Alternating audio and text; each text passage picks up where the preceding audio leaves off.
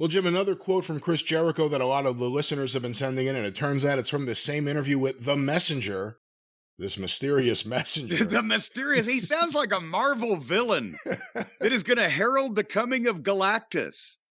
Here are some quotes about the NXT battle with AEW on Tuesday night. You know, you can only bring in Cena and Undertaker and Cody and everyone else so much because nobody wants to work on their secondary show all the time. And it was a fun little, hey, f*** you AEW. I didn't even really worry about it. I told Tony, well, if you want to fire back, bring in Shaq and Snoop Dogg and those type of guys. What the Mike Tyson. But Tony didn't do that. Anybody but a wrestler. But Tony Don't bring in any wrestlers, but goddamn, can we get Taylor Swift? Can we get more celebrities from the 90s? But Tony didn't do that. We relied on our show and our guys and our girls. And got their ass kicked. And that's the way it's always been for us. This would be like a football game where you bring in all of your top stars from years prior and beat the other team 30-26. It's like a video game. Let's bring in Tom Brady from 5 years ago and then play him for one game against Chris Jericho. Okay, you guys won, but you only won 30-26.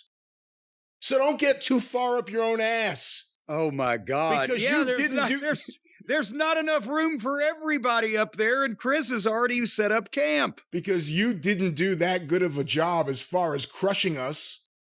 And our show was better than theirs, quite frankly. What? So, it doesn't bother me. It's competition, man. It's good for the fans. It's good for the companies. And that's the end of Chris Jericho's comments on the Tuesday Night War. What are your thoughts? Well, first of all, how did he phrase it exactly? Say, okay, you can't send Cena and all these people to every week. Yes, you can. Because they own the fucking company and they own the contracts and they can do whatever they want. And they have been souping up NXT, as we've talked about, since before it was head-to-head. Not only for the rights fees, but also it's on the USA Network. And it's national television. And they're maximizing everything they got. And NXT is it's their C show, if you want to be specific. SmackDown would be A, Raw would be B, NXT C in terms of level of viewership. So their C show is regularly on Tuesday nights now, drawing comparable numbers within 100,000 viewers of AEW's A show. And when they were head-to-head, yes, with other stars in the other company that they can call on anytime they want to, they beat them by, 33%. They had 30-something% again, the number of viewers that the A show for AEW had with their C show. And secondly, if you want to talk about beating a B show, then the WWE C show is doing, in some cases, double the numbers of AEW's B show on Saturday Night Collision. So explain that one to me, Lucy.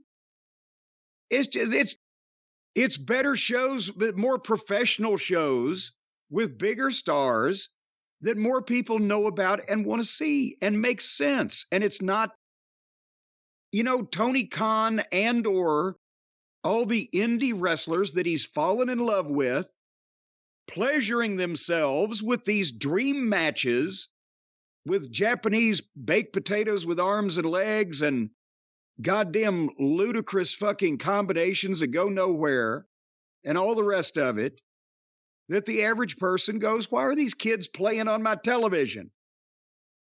And sprinkled in there with a few veterans that know what they're doing, specifically being most informed in how to get a large check from a billionaire rich kid.